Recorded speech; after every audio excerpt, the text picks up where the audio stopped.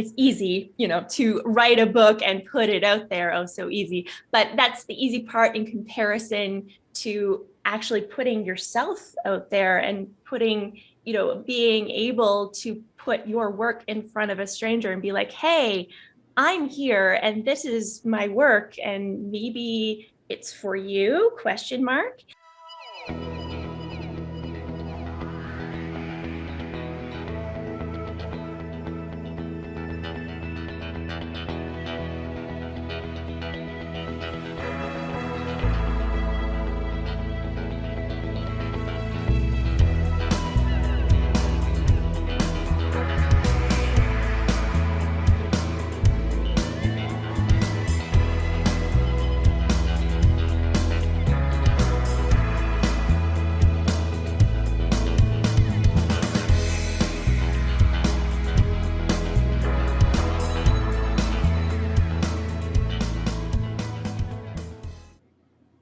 Hey, everybody, I am Dr. Kristen Donnelly, one of the good doctors of Abbey Research, and you are very welcome to this conversation, which is entirely in support of our mission of building empathy and cultivating curiosity at all times in all ways. We are deep believers that the way that we can all be better humans is to know each other just a little bit better, to expand our worldviews, to include the worldviews of other people, which we do through stories and relationships, not shame or statistics. And so this series is in service of that. It's called Welcome to My World, and I get the incredible opportunity to chat to people different than me, who is everybody, about something in their lives that we should know more about to help us all human just a little bit better. And today I am very excited to be joined by author Clare Marshall, who is the founder and author publisher of Faery Ink Press, and she spells fairy the fun Irish way, where she publishes young adult science fiction and fantasy novels. She also blogs about her publishing and book marketing experiences at her blog that I will then put in the show notes so that you will be able to click very easily. Clare, thank you so much for joining me. Thank you for having me. So glad to be here. This is such a joy. So, I have a million questions. I love reading. I love writing. Publishing gives me hives. So let's start with why did you start Faery Ink Press? What's the journey there? Yeah, so big question. I have always been a writer ever since I learned how to write, I suppose. I was encouraged from a young age to pursue my artistic talents, as was my sister. And I also grew up with an entrepreneurial dad. And so I actually would go with him to art markets and flea markets where he was a carpenter, so he would sell his own furniture. And so at a young age, I was sort of helping him sell things that he made to strangers. And that was a formative experience for me for learning, like, okay, I can make something and I can take it to a place and people can buy it and give me money for it. So that's interesting, I thought. I grew up writing. I grew up in a very rural area, so very little television, internet. So I would come home from school and I would write these novels. I wrote my first novel, finished it when I was 15, and I was already like researching publishing. I really wanted to know like everything that I could from the library. We would go into the city. I lived an hour and a half away from an actual city, so we would travel to the city to festivals or whatnot to just learn more about the community. And I decided to actually pursue journalism as a degree, realized that I didn't want to be a journalist, but I did want to be in publishing. So after I graduated, I went to the Humber College program in Toronto, which is a condensed 4-month program in publishing. And I decided, you know what? I really want to not only write my own books, but I want to publish them and sell them as well. And so that kind of sent me on a whole journey. I started publishing my own books in 2011, so like 10 years ago this year. And I also have traveled pre-pandemic across the country, Canada, selling my books at comic conventions, craft markets, and other kinds of festivals. So that's sort of in a nutshell what I do. And I have a freelance business as well. So I kind of help other authors, with like editing, design, website, podcast, anything that surrounds publishing. That's sort of my other brand. But yeah, And that's then what that I've been leads doing. me into my next question is publishing is one of those words that we all use, but like folks who aren't in the world don't have any idea what it means. So like what exactly is publishing? Yeah, so publishing is when you have a property, you have a book or, even a podcast or any kind of thing like that, and you produce it. So for books, that would be editing, design, making your cover, anything that makes it into a book, whether that's physical or ebook, and then you put it out there into the world. So whether that's sending it to a printer to be bound, or putting it up on Amazon or other ebook retailers, and then it's available for people to sell. That's sort of a, I guess, rudimentary definition, but yeah, that's sort of the process. A very long process condensed. But yeah, but especially now there's some other like publishing, especially I would imagine running your own press also involves marketing and also involves like kind of the other apparatus these days that like the big five have kind of innately in-house. Like they've got marketing and PR and publicists and acquisition editors and kind of everything else. And for a small press like yourself, you're the one-stop shop. Correct. Yes. So marketing is a journey. I look at it as a journey, and it is a lifelong process because I've committed to do this for, the rest of my life, essentially. So, it's taken me a long time to come to terms with, my relationship with marketing, because I think it's very easy to it's easy, to write a book and put it out there. Oh, so easy. But that's the easy part in comparison to actually putting yourself out there and being able to put your work in front of a stranger and be like, hey, I'm here and this is my work and maybe it's for you, question mark. And part of my going to these conventions was very much a like putting myself outside of my own comfort zone. Um, and that is marketing. You have to get like a little bit uncomfortable, not unsafe, but being comfortable with being uncomfortable in front of people that you don't know. So I would I would travel to cities that I had never been before by myself with my books, figuring which is a lot. Like I had to figure out all of the logistics and like how am I going to get there? Where am I going to stay? How am I going to get my books there? How much does this table cost? And figuring all that out. And how do I make my table look good? How do I make myself look good and be the best self that I can be and show up in front of people and sort of be like, hey, you might like this product, which it is a product. You might like this book, and figuring out how to develop a rapport with somebody very quickly, and so that I can maybe make that sale or at least develop a kind of interest in my brand. So yeah, it's a whole thing, and I think it's a very overwhelming process for new authors, and that's something that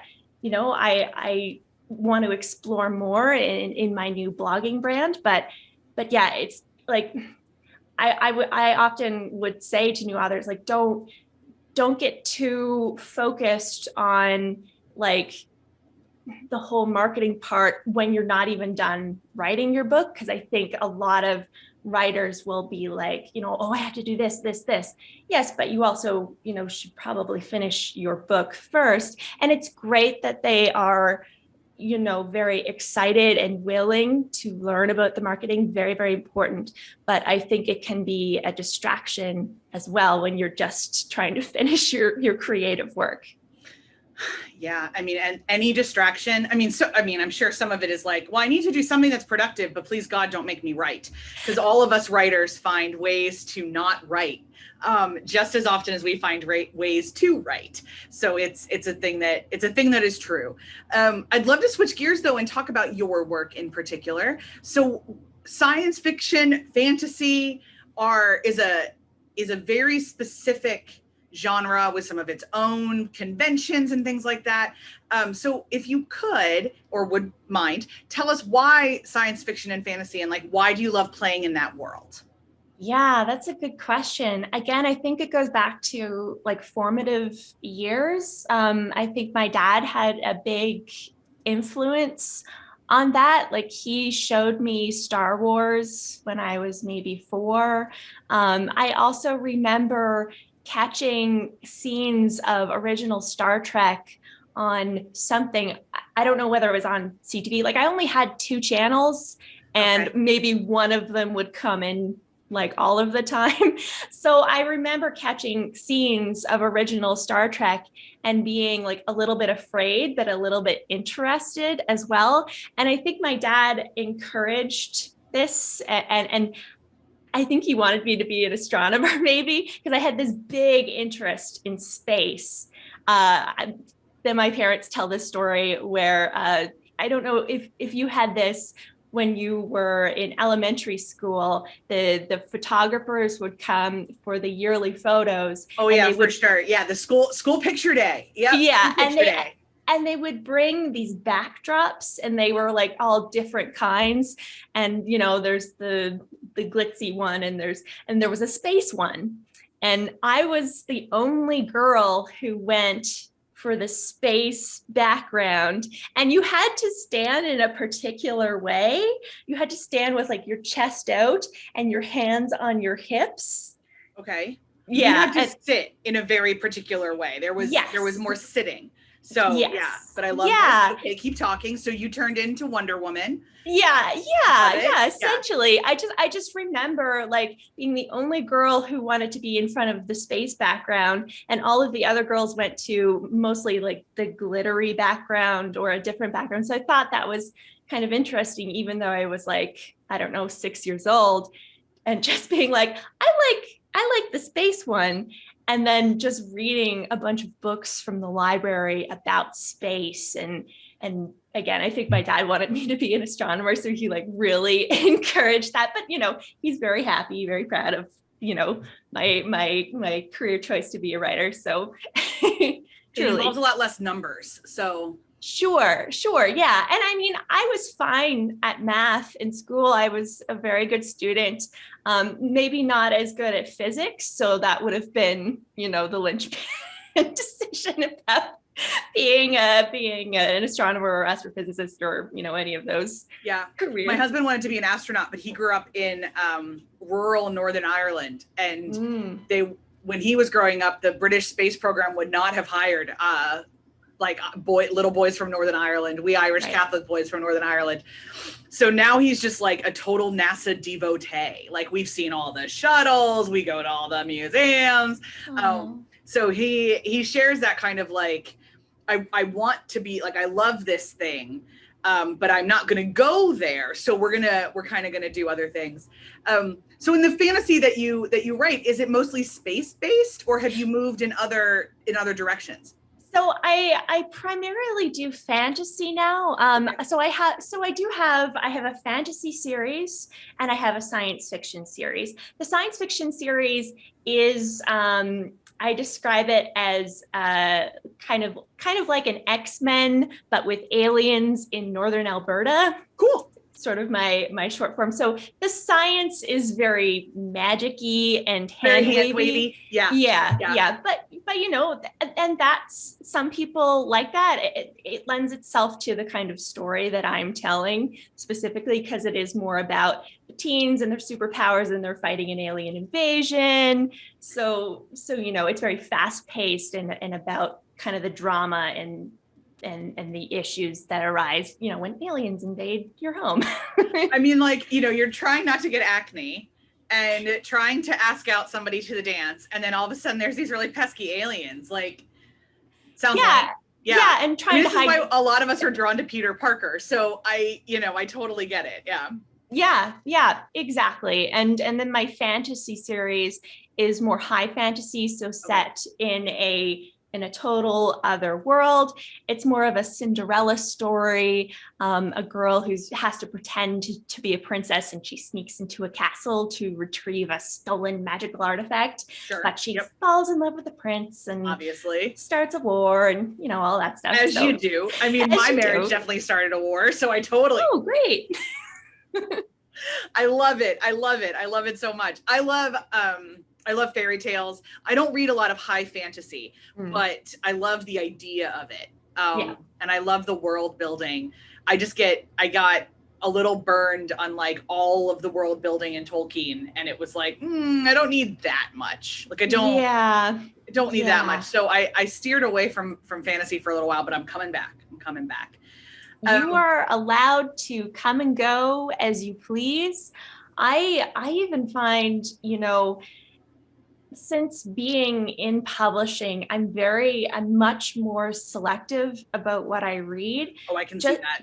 Just mostly though, because I will look at a physical book now, and what I feel is this is a product that I have to sell. So there becomes this kind of anxiety for a thing that I used to really love doing and was one of the only forms of entertainment that I had available to me. So I went for a while just being like extremely selective about what books I was going to read. And I think what kind of brought me out of that was audiobooks, because then I can experience the story I read pretty fast. And so audiobooks force me to slow down and sort of experience the story at maybe, quote unquote, as intended by the performer. I'm not one of those people who listens to an audiobook at ×2 speed or whatever. I like just that slowness and calmness of somebody reading to me, and I like being immersed in that way. And then I'm not thinking about like, oh, like this is a printed book, and like and having that kind of anxiety of I have to sell my books. Why am I reading? I need to be out there like doing something else. And so yeah, just changing kind of the format really helped me fall in love with the reading again. I love that. As you were speaking, it really resonated with me because a lot of my writing is nonfiction right now for work. And so it's not, I have to sell this, but this is strategic wording to build my brand or to communicate something important or whatever. And then I write fan fiction, and that is completely by legal necessity, non-commercial. Right. And so it's just about wordplay, and I write romance always. And so it is just about the fun of falling in love and the fun of the domestic stuff and all those kind of things. But if I didn't have that outlet of still creating words and worlds, I think I'd be very exhausted by the writing that I was doing. And that's a similar vibe to kind of what you're saying. You need to still remember why you love the thing you love. And it's a hard thing when we turn our loves into our jobs. That's a hard balance. Yes. Absolutely. 100% everything that you just said. And I even found like, towards the end of 2019, I had gotten to the point with my traveling around, selling all of my books at these very large craft shows that are, extremely involved in like 10 by 10 displays and taking that across the country. I was getting to the point where I was like, okay, like I kind of know how to do this now, and books are selling and it's still great, but like what's the next step from here? And am I even like at the very last show in 2019, I got sick because I was traveling and doing all these things, and I did have my hand sanitizer and I took all of the precautions I could, but I was literally at a point where I was selling books, I was physically present, but my mind, I was just like, am I a person? Literally the question was, am I a person? And I felt almost like I was dissociating from my own body and being like, why am I here again? Like, these books are mine, but like, is this like, what am I doing? So but then I would go back to where I was staying, and I would stay up looking at like, where's the next show that I could do? What's the next thing? So it's like, I mean, the pandemic forced me to stop and be like, you need to take a break maybe, and just like remember why you were doing what you were doing. Because I would also, I was essentially in a write, publish, sell cycle. And so the pandemic kind of forced me to be like, okay, let's go back to, why are you doing what you are doing? And it kind of helped me take that time to be like, remember that you like writing for fun.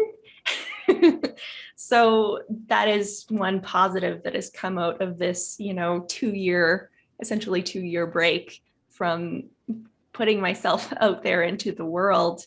And now I get to go out there in the world in this fashion, talking to people across literally the world on podcasts. That's been kind of a new thing that I've been getting into, and it's been kind of nice because now that I've had the 2 years of literally talking to like no one, because I work from home. The conventions and shows were my only outlet to going out there and selling and promoting my work.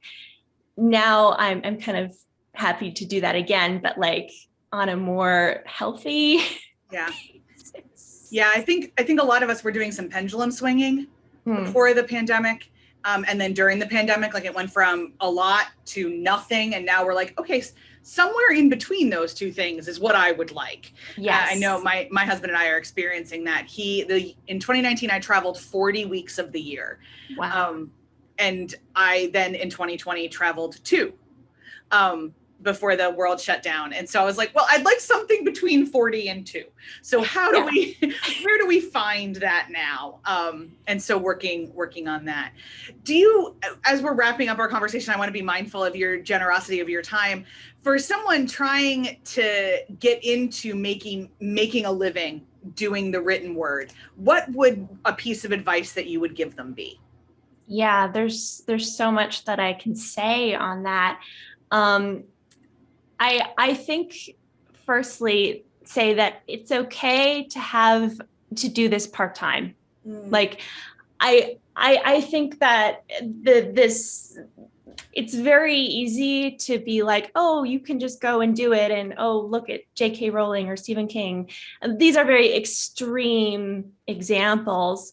But I think it's okay to keep your day job and pursue writing as either a kind of hobby that makes you a little income or just for fun, because your day job is also going to help you like just give you a different experience, because writing is very solitary, and it's nice to go somewhere else and do something else and then return to the writing and feel informed by whatever it is you're doing, whether that's your job or just some other hobby that you have.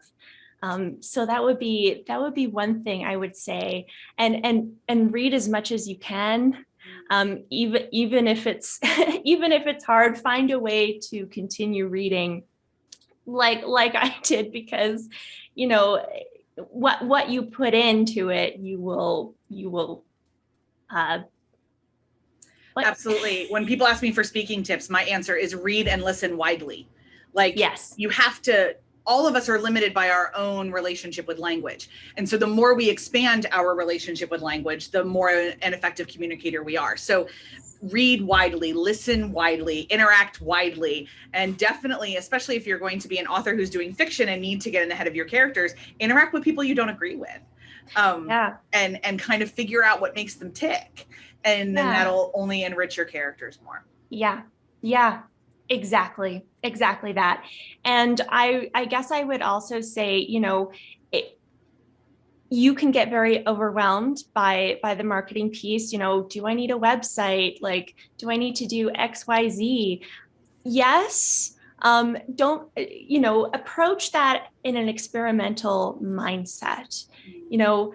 Do I need a website? Okay, if I need a website, what would I have to do theoretically if I wanted one? And then kind of go from there and try not to get, I mean, it's easy for me to be like, try not to get too fixated on that. But there's all that kind of stuff. There's other people to do it. Like Squarespace is free, or really cheap. Like Wix sites are not hard to build. But there's also Fiverr, and there's also wonderful people that can help you with the pieces. Like you said before, finish the damn book. Finish the book. And then go from there and find the pieces of it that bring you joy. And there are pieces there, then, hop on Clubhouse and start networking and find some other people to do the other stuff. But like you said, finish the book. Yes, finish the book. And, find community with other people who are similar to you. Yeah. I think that did really help me. Like I grew up in a rural area. There were not very many other people who were like me.